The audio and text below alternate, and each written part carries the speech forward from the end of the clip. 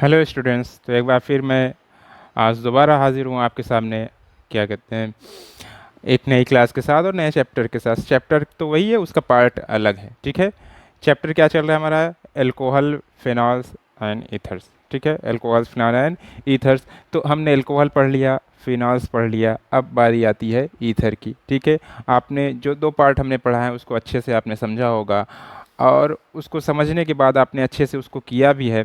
तो अब हम क्या कहते हैं, जो पढ़ने जा रहे हैं वो बहुत इम्पॉर्टेंट है। ठीक है, ये चैप्टर ही बहुत इम्पॉर्टेंट है। फिर इसके बाद हम क्या, मैंने बताया था इसके पहले कि जब ये सारे पार्ट ख़त्म हो जाएंगे तो हम लोग क्या पढ़ेंगे, तब हम इसका क्या पढ़ेंगे, एनसीईआरटी बुक का सलूशन पढ़ेंगे। क्योंकि तीनों है तो तीनों में ऐसा होता है कि क्या कहते हैं, तीनों के क्वेश्चन क्या कहते हैं, मिक्स्ड अप हैं। ठीक है, तो उनको अलग अलग तो करना बेहतर नहीं है। तो फिर एक साथ जब हम तीनों पढ़े रहेंगे तो क्वेश्चन को एक साथ लगाने में आसानी होगी। तो यहाँ पे आइए देखते हैं ईथर क्या होता है। ठीक है, सिंपल ईथर होता क्या है। ईथर सब लोग कई दिनों से पढ़ रहे हो, तो ईथर की पहचान तो हो ही गई है। ईथर होता क्या है, उसका क्या कहते हैं, सामान्य फार्मूला, कॉमन जो फार्मूला होता है वो होता क्या है, आर ओ आर डैश। ठीक है, ये तो कॉमन फार्मूला है ईथर का। ठीक है, जहां जहां जहां आर बराबर आर डैश हो सकता है। ठीक है, और r does not equal to r dash भी हो सकता है। जब आर बराबर क्या होता है, आर, तो वहां सममित ईथर होता है। सममित ईथर, सममित ईथर, सममित ईथर, इंग्लिश में सिमेट्रिकल, सिमेट्रिकल, सिमेट्रिकल ईथर। ठीक है, और जब r does not equal to r dash होता है तो उसे बोलते हैं असम्मित, असम्मित, असम्मित ईथर। ठीक है, unsymmetrical, unsymmetrical ether, unsymmetrical ether. तो यहाँ आपको समझ में आया, ईथर का जनरल फार्मूला क्या होता है आपका, आर ओ आर डैश। जहाँ पे आर आर डैश के बराबर होगा तब उसे सम्मित ईथर या सरल ईथर, सरल भी बोलते हैं, सम्मित या सरल। ठीक है, सम्मित या सरल ईथर। ठीक है, आर या आर डैश। ठीक है, तो यहाँ पे आर अगर आर डैश के बराबर नहीं है तो उसे असम्मित ईथर, अनसिमेट्रिकल ईथर। असम्मित को क्या बोलते हैं, मिश्रित, मिश्रित ईथर भी हो जाएगा। ठीक है, या मिश्रित ईथर। इंग्लिश की अगर इंग्लिश को चेंज करें तो यहाँ पे क्या हो जाएगा, मिक्स्ड। ठीक है, तो ये है आपका क्या कहते हैं, ईथर। ठीक है, अब ईथर की अगर परिभाषा बतानी हो तो ईथर है क्या, तो जनरल तो ऐसे थोड़ी ना बताओगे कि आर ओ आर डैश के फार्मूले वाले जितने भी आओगे कि वो सब क्या कहलाते हैं, ईथर कहलाते हैं। ये भी सही है, लेकिन ईथर को अगर कहा जाए तो ईथर आप जानते हो, वाटर, वाटर क्या होता है, H two O, H two O, यानी एच ओ एच। ठीक है, जब हम वाटर जल से दो एच निकाल दें और दो एल्किल ग्रुप को ऐड करा दें, वैसे एडिशन को ऊपर लिखते हैं, चलिए यहाँ पे आ, दो आर, टू आर और माइनस टू एच। ठीक है, तो यहाँ से क्या हो जाएगा आपका, एच एच निकल गया तो वहाँ पे क्या लग जाएगा, आर ओ आर। ठीक है, तो अब इसकी परिभाषा बतानी हो तो क्या बताएंगे। ठीक है, ethers are the di alkyl derivative of water, ethers are the di alkyl derivative of waters. या ऐसे बोलते हैं, ईथर जल के क्या होते हैं, डाई एल्किल व्युत्पन्न होते हैं। ईथर जल के, ईथर जल के डाई एल्किल, क्योंकि दो एल्किल समूह लग रहा है ना, डाई एल्किल, डाई एल्किल व्युत्पन्न, व्युत्पन्न होते हैं, जिसको मैंने इंग्लिश में कहा, क्या कहा। ठीक है, ethers are the, ethers are the di alkyl, di alkyl derivatives, di alkyl derivative of water. ठीक है। तो ये है ईथर आपके, ठीक है। इस तरीके से ईथर की पहचान हमारी हो गई। ईथर क्या है, ये आर ओ आर डैश का ईथर हो, ठीक है। अब जैसे एग्जांपल लेते हैं आर ओ आर डैश में आपका पहले हम एग्जांपल लेते हैं, क्या कहते हैं, आपका सिमेट्रिकल ईथर का एग्जांपल लेते हैं, सिमेट्रिकल का सिमेट्रिकल ईथर का एग्जांपल लेते हैं, ठीक है। सिमेट्रिकल ईथर, तो यहाँ पे आप देखिए जैसे क्या कहते हैं आपका CH3O CH3, दोनों एल्किल समूह समान है, ठीक है, ईथर है। अभी नाम तो हम बताएंगे बाद में, वैसे भी जानते हो। C2H5O C2H5, ठीक है। ये सिमेट्रिकल ईथर हो गया, एग्जाम्पल में हम देखते हैं, ठीक है। सिमेट्रिकल ईथर, अनसिमेट्रिकल ईथर, असममित, अनसिमेट्रिकल अनसिमेट्रिकल ईथर्स, ठीक है। अब यहीं पे चेंज करते हैं, एल्किल ग्रुप चेंज हो जाए, CH3O C2H5, ठीक है। यहाँ पे C3H7O C2H5, तो यहाँ दोनों एल्किल ग्रुप क्या है आपका, अलग अलग है। तो ये क्या हो गया आपका, असममित ईथर हो गया। समझ में आ रहा है ना। तो ये सारी बातें आपको अच्छे से समझ में आ रही हैं। अब बात आती है क्या कहते हैं इसके नाम में, तो क्या कहते हैं इसका नामकरण कैसे करते हैं, वो भी आइए सीख लेते हैं। सबसे पहले अब यहाँ पे आपने ईथर को सीखा, ईथर का फार्मूला, जनरल फार्मूला क्या होता है, ये होता है। अगर इसका कॉमन सूत्र यानी क्या कहते हैं जनरल सूत्र, जनरल फार्मूला अगर देखें तो ईथर होता है CnH2n+2O, CnH2n+2, ये क्या है, कॉमन फार्मूला है, कॉमन फार्मूला, ठीक है। अब यहाँ पे अगर देखें तो वेयर वेयर जहाँ पे where n greater than or equal to 2, n या तो 2 के बराबर हो गया है तो उससे ज़्यादा हो गया, यानी 1 नहीं होगा, n एक नहीं होगा। जैसे एग्जांपल अगर लें, n यहाँ पे 2 लें, ठीक है, यहाँ पे 2 लें तो क्या हो जाएगा आपका C2H, 2 2 जा 4, ठीक है, 4 2 6, 2 2 जा 4 यहाँ पे, और 4 2 6 O, ये C2H6O, ठीक है। अब इसको अगर हम ईथर के फॉर्म में लिखें तो इसको कैसे लिख सकते हैं, यहाँ पे देखते हैं। ईथर के फॉर्म में अगर इसको लिखा जाए तो कैसे लिखेंगे, CH3O CH3, ठीक है।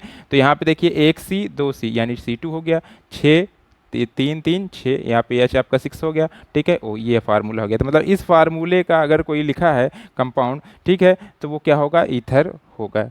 गौर समझ लीजिए, ठीक है। लेकिन वहाँ पे जहाँ n होगा वो हमेशा क्या होगा, 2 से ज़्यादा होगा। तो ये सारी चीज़ें बोर्ड में आपको लिखी हैं, आप एक बार रिवाइंड कर लीजिए, इसकी स्क्रीनशॉट ले लीजिए, ठीक है, देख लीजिए। अब आते हैं इसके क्या कहते हैं हम लोग नॉमेनक्लेचर में, ठीक है। गौर से देखिएगा, यहीं पे हम तुरंत इरेज करते हैं और फिर इसका नॉमेनक्लेचर देखते हैं। देख लीजिए एक बार और, ठीक है, साफ साफ दिख रहा होगा आपको। नॉमेनक्लेचर इसका बहुत इजी है, ठीक है। जैसा कि हम लोग क्या कहते हैं जब 11th में पढ़ रहे थे, ठीक है, तो हर सभी क्या कहते हैं क्रियात्मक समूह, सभी फंक्शनल ग्रुप के क्या कहते हैं हम लोगों ने नेम लिखना सीखा था। यहाँ पे भी देखते हैं ईथर का, ईथर नॉमेनक्लेचर, नॉमेनक्लेचर नामकरण, नामकरण।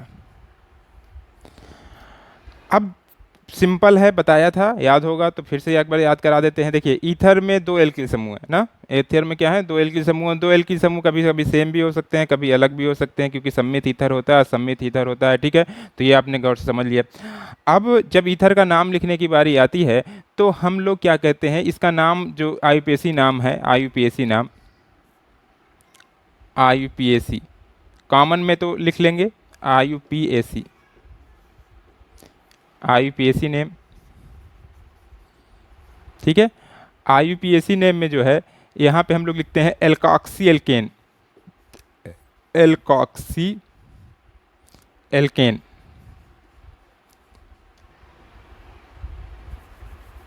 Alkoxy alkane, alkoxy alkane. और कॉमन नेम जो है इसका, common name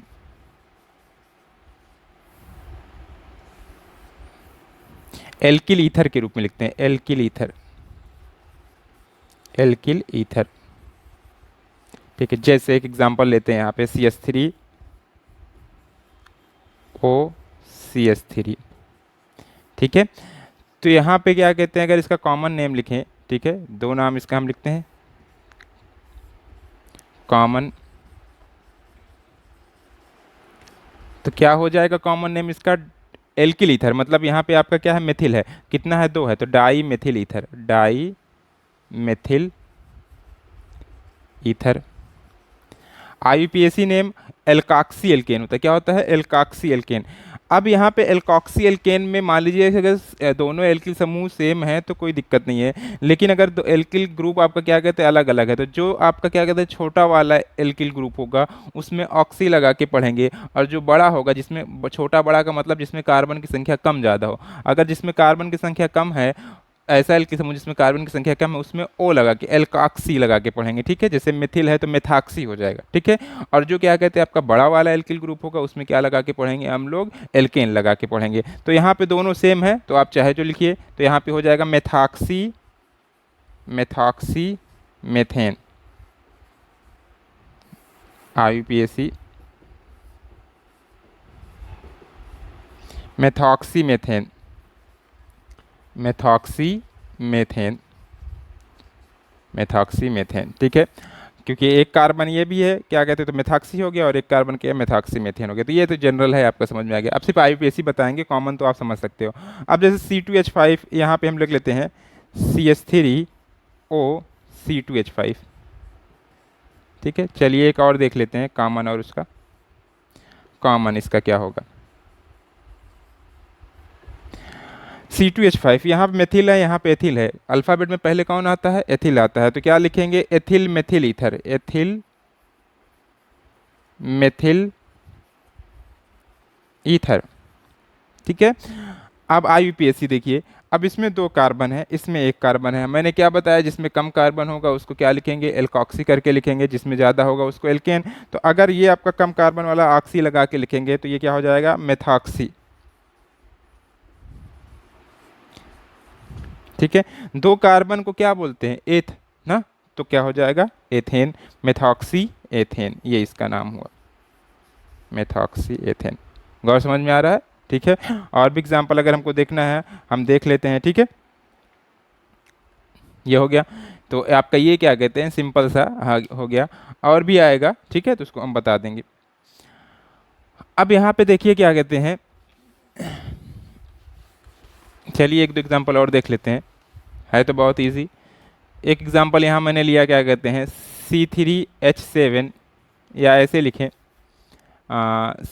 CH3CH2O CH2 CH2 CH2 CH3। ठीक है, इसका हमको नाम लिखना है। तो अब आपका क्या कहते हैं, 2 नेम जैसे मैं बता रहा हूँ, अगर कॉमन लिखें और वो लिखें, ठीक है, तो कॉमन नेम लिखें इसका तो क्या होगा, और आईयूपीएसी लिखें तो क्या होगा।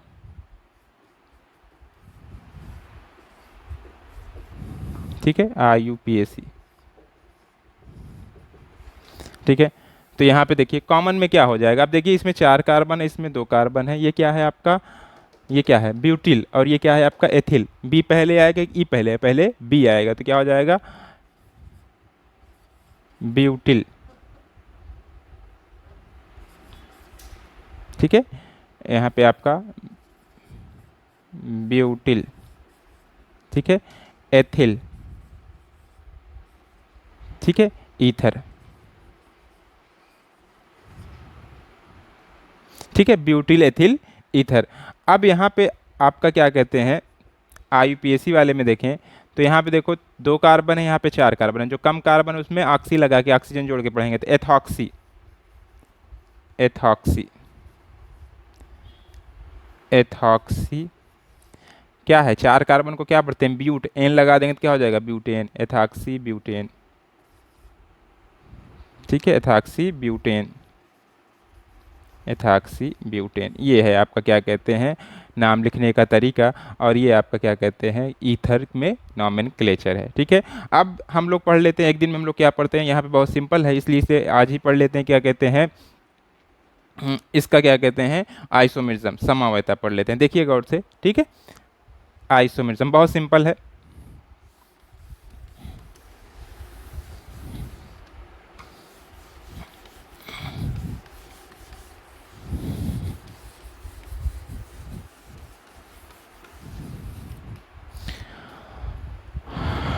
आइसोमेरिज्म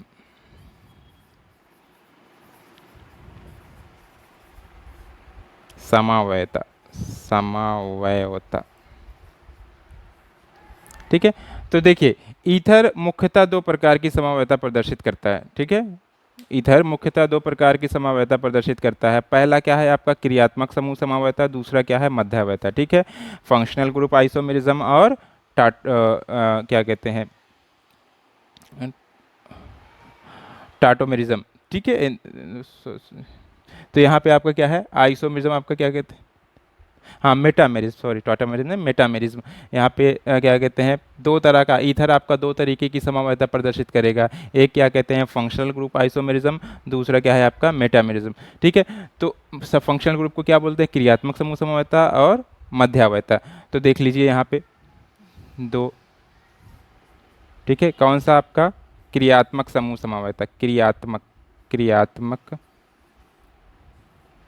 समूह समावयता, क्रियात्मक समूह समावयता, समावयता।